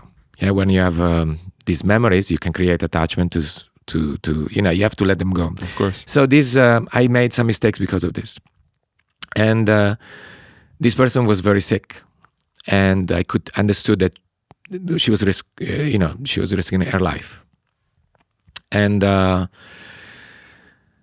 did my best. I said, I'm gonna just put all the rockets I have at disposal to heal, to save her life. And I did.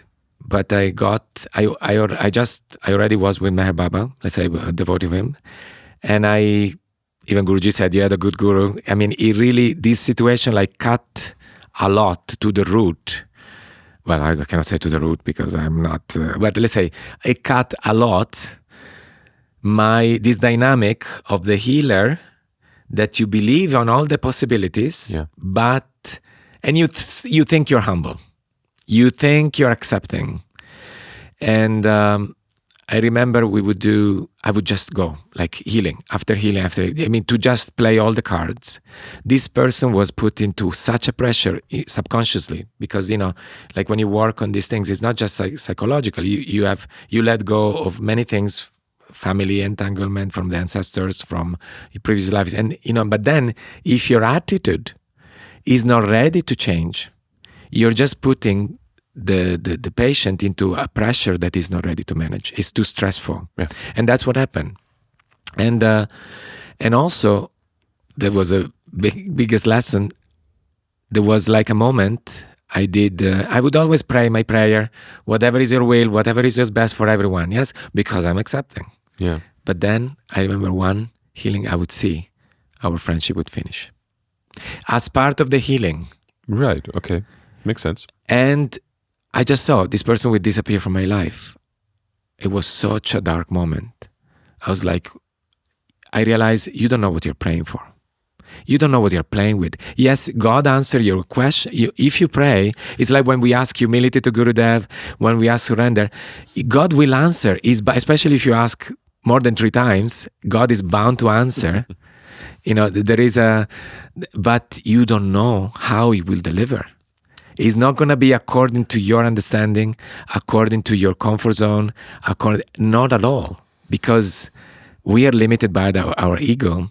There is a famous story of Meher Baba. A devotee came to him and said, Baba, give me your grace. Please don't ask me for my grace.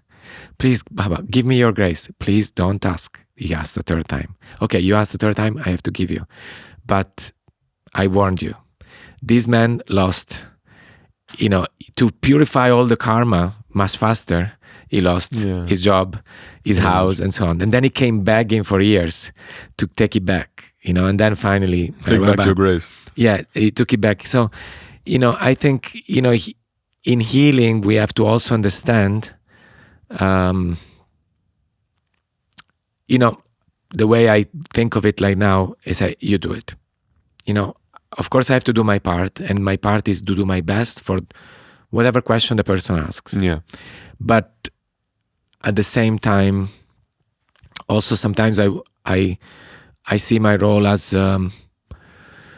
sharing experiences and lessons, and with people, especially in my group sessions. Please understand this what we discussed. You have to put into the equation that we are not here to just to solve problems. There is a bigger problem to solve here. There is a bigger gift to realize, which is to get to love. And often an illness is your teacher, and is not an enemy. Many people, like, for instance, they see an illness as an enemy. Yeah. And the moment you see it as an enemy, you nurture it, you feed it. The first step, you have to see also the hand of God in whatever comes to you. And then you can see, let's say, the way I see it now, okay, maybe, I don't know if I will heal or not, but for sure it's clear I have to work on it. It's a sign that I have to work on something in myself. So healing, if seen this way, is not like a wish-fulfilling tree, right? But is rather an excuse, a call of God to face something, So we can face it without this fast and quick and everything at once, mentality, but rather with a more responsible mentality. Says, okay, this is come from God in my life, and I have to learn something from it. Yeah. For instance, so I just to give another example in my personal life with Guruji. My wife, often, she's a Mataji, and she asks a lot, ask everything Guruji. I'm not more like a Prabhu type. I don't ask. I don't want to bother Guruji, like you said before. So she asked Guruji to heal a certain illness I have. Yeah. Oh, for you? For me, yes. Okay. And asking on behalf of others. Yes, after that, and the prayer of a wife is very powerful. And she's a devotee, so we should be, of course, Guruji is going to do his best to fulfill it. And from that moment on, Guruji started that part of the body that she has to heal. Every time he would see me, he would just say, oh, I have pain in that part of the body. And I was like, you don't ask anymore, Guruji, this. Look, he's taking upon himself this for me. And, why did you do this? Stop. I really almost ordered that. You don't dare ask him again. Yeah. But what did Guruji do? He created a situation where I risked my life. That's what happened last year. Mm-hmm.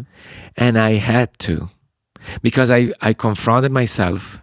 If I don't face this, I don't accept his help, I will not be able to serve him. I will not be able to realize the potential that he gave me in this life, because I clearly am not a saint. I clearly am not realized. So I have to face it. And I finally accepted his help. I would go to let's say, a healing session. He would just put his hand on me. I remember we were in Dubai in January. He gave a satsang. He leaned on my leg, on my left leg, for half an hour. And he gave satsang in the desert. It was amazing. And I knew, he was doing something. He was helping me. Every time he touches you, he always does it. Even if he asks you to massage him, he just does it for you. And for me, it's very clear. And you have to play this game like he knows he's just helping you all the time. And you cannot you would like to help him, but he really is like, he's helping you always. Sure. And my ego didn't want to accept his help. Because I'm like, no, my guru cannot suffer from me. If it kind of created a situation where I had to accept, because it was this dilemma, like I would die. I was like in a situation I had to. And so, yes, in one end, I think what you said before, we have to take responsibility and do our full effort, but also, and I think that's where a healing path, sometimes people who come to this situation where you need a healer, is people like me, for instance, who are a do-it-yourself, and you don't accept help from anyone. And God give you a situation where you are forced to accept help. And this is a very humbling path, a very humbling moment. So I think there is use to it. There is a lot of good in it.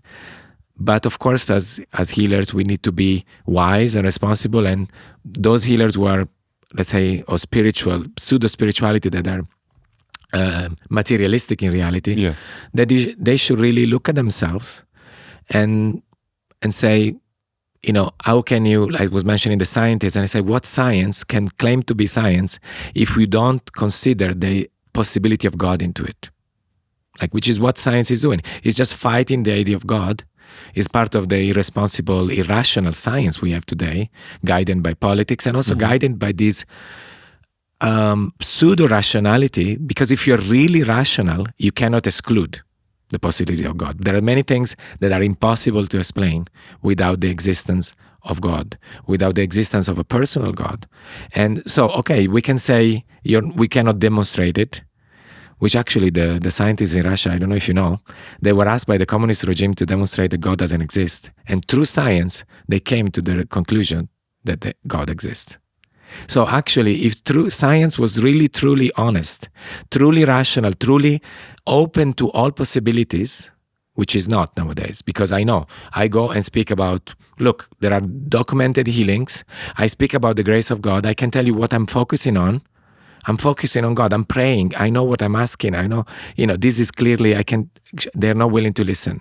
So you mention the grace of God, they don't want to hear it. Well, it's the same conundrum that you see the words in the sky formed by a cloud, I am God, and then you show it to someone and say, isn't that proof? And they'll say, no, who knows, an alien could have done it. Another unexplained, phenomenon or consciousness, whatever it may be. So I think it's these things are acknowledged, but at the same time, people just say, oh, there are other explanations for it, or we just don't have sufficient understanding, because, there's also credence to that situation. Historically, we have, and religious people have explained certain natural phenomena in light of God.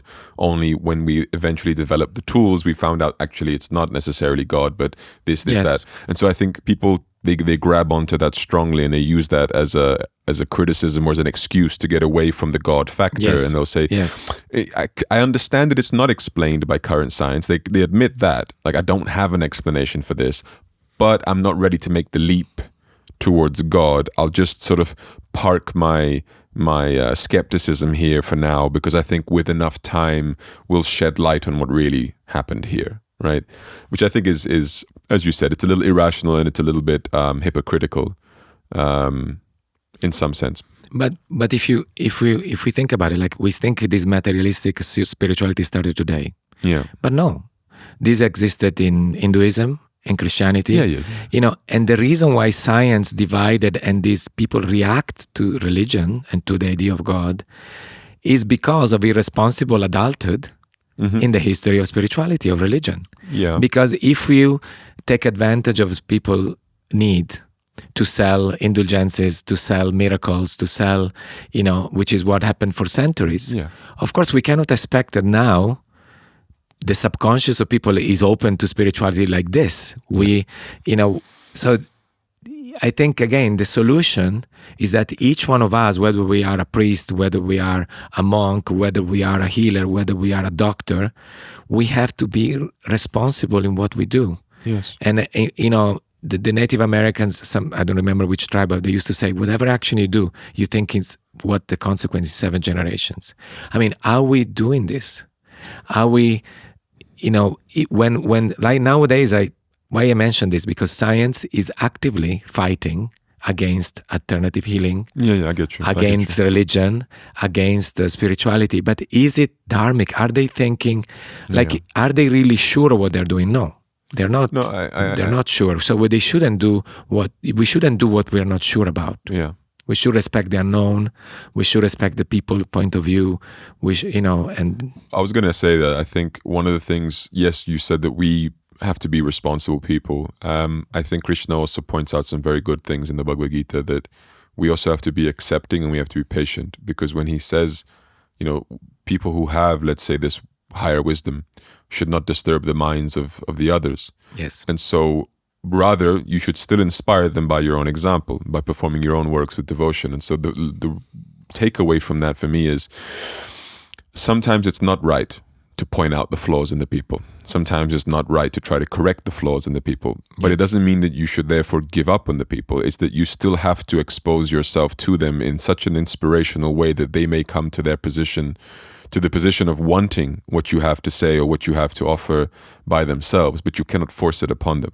You cannot impose it upon them. And so I think by nature of their not being imposition, there naturally must be acceptance and patience, because people are just not going to come to terms with this at the same time. Like, it's not going to happen that you show your inspirational self and people are going to immediately gravitate towards it. They may never, right? So certain individuals in this lifetime. And so I feel like there is just a cocktail of ingredients here. Yes, self-responsibility. Also the responsibility to set a good example. The responsibility of self-control, to not overextend yourself in imposition, disturbing other people. Marry that with acceptance, that the fact that the person may not be at a stage of their life where they're ready to accept something like this. So what we talked about earlier about timing, having the patience to persevere and not to give up on your service because it's too inconvenient, right? And so I think a lot of these factors come together. And then when you use that wisdom, because we have to understand the framework, when you understand all of this, and then you marry it to the idea of, we were talking about law of attraction earlier. The biggest problem with the law of attraction is that we don't know what's good for us.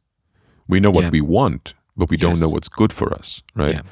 And so, in a sense, what Krishna says in between lines in the Bhagavad Gita is that what's good for you is Krishna, is God, right? And so, what if the law of attraction was used exclusively for that? That I use the law of attraction only to attract Krishna, to attract God. And ironically, that's exactly what Bhakti is. When he says in 934 and 1865 what it means to be his devotee, the first symptom he points out is that you fix your mind on me. Yeah, it's like the devotee is one who fixes his mind on Krishna. Is that not the law of attraction? Right? Devotion, relationship with God, has as its foundation the law of attraction. I put my mind on you in Smarana Bhakti, and you will gravitate towards me. I will attract you into my being, my consciousness, my way of life. And so I think, first and foremost, understand that we don't know what's good for us. Then God is being proposed as something that's good for us. Perform the same law of attraction to get God into your life. But, and this is my last point about that equation, as you correctly pointed out, understand what it means to have God enter your life. The story you told of Meher Baba's grace, right? That the person asked for it and then wanted it taken away because they didn't know what it meant. So similarly, the same way Meher Baba warned that devotee, don't ask for my grace, Krishna has also given the time to explain what his grace does. I always like to tell this story. In Srimad Bhagavatam, there's a conversation between Yudhishthir Maharaj and Krishna. And Yudhishthir specifically points out to Krishna, it seems like your devotees always go through the worst experiences, the most suffering, the most scarcity, the opposite of abundance. Yeah, why is this? And Krishna gives a succinct explanation over the course of 4 verses, where he essentially says that when someone is approaching him, or when someone is desiring his grace, desiring a relationship with him, then what he starts to do is gradually strip them of all the things that they're currently attracted to or in relationship with. Because those things are competition for him, in the sense that it's not competition in the sense of I'm jealous or ego. It's competition in the sense that you have a limited scope of attention where you occupying your being, your mind, your energy, your love, your affection, your service, your focus. And so the more of these things you have, the less space there is for a relationship with Krishna. And yet Krishna knows that a relationship with him is the most beneficial thing that you're going to have because of who Krishna is. Krishna is the reservoir of all happiness, of all love, of all everything. And so he says, if I truly grace you, and then he even says to Yudhishthira, if I give someone my special mercy, so if he truly gives you the let's say his real grace, then what he will do is that for your benefit, he will gradually strip you of the things that are distracting and stealing away your consciousness. So he says, I strip away your wealth as a priority. Then what will you do? Because of attachment, you will make efforts to regain that wealth. Krishna says this in his explanation. He says, and I make sure that those efforts fail. So he says, I strip away your wealth, then I make sure that your efforts to regain it fail. As a result of that, your popularity will decrease, which means friends and family will gradually start to abandon you. Because the foundation of the relationships often with friends and family are relationships of convenience, of materialism, of what can you do for me? Yeah, what can we do for each other? Let's say. And when you can no longer do anything for them because your wealth has been stripped away from you, then those people will gradually abandon you. And then Krishna maps out, when you have nothing left, then you are in the perfect position to have a relationship with me. Then you are primed for a relationship with me. Now, I'm not stating that these verses are how it's always going to be necessarily. It's not a guarantee it must function this way, because it's functioning this way for the person who has this problem, the person who is distracted, who is consumed by attachments and other things.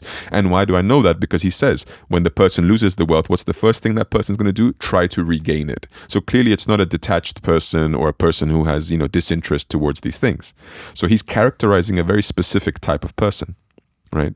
So sometimes rich people, rich devotees, will criticize this kind of emphasis of these verses and maybe question my intention behind speaking these verses, as if I'm saying that to be a real devotee, you have to be poor or you have to let go of all your money. That's not what I'm saying at all. Yeah. I'm giving a word of warning to the way Krishna may work with you to establish that relationship as mapped out by Krishna himself. But you may also be somebody who, having had that wealth and having had those, let's say, luxuries, you're able to use them in the service of Krishna. You're using them in the service of goodness. It's not about in the service of your ego. So as long as there's altruism, as long as there's selflessness present in that situation, there's no need to strip it away, because those things are not stealing away your attention, your heart, and all of these things. And so it's really conditional to your state of consciousness, how Krishna is going to respond to the law of attraction of saying, Krishna, come into my life. How? And Krishna says in Bhagavad Gita, as one approaches me, in that way, I'll approach him. Yeah. Right. And so it's all explained. The entire science of how to make this relationship with God is explained if you go looking for the answers, right? It's just that most people are not too happy with what they find when they start looking for the answers because of narcissism, irresponsibility, wanting to have the crutches, wanting to have the victimhood mentality, etc., etc. All the things that we've been talking about. Yeah, and also sometimes we don't remember what we pray for. Yeah. Because if you sincerely prayed for love, then God will send you, will teach you unconditional love. And of course, this, Is there a harder lesson?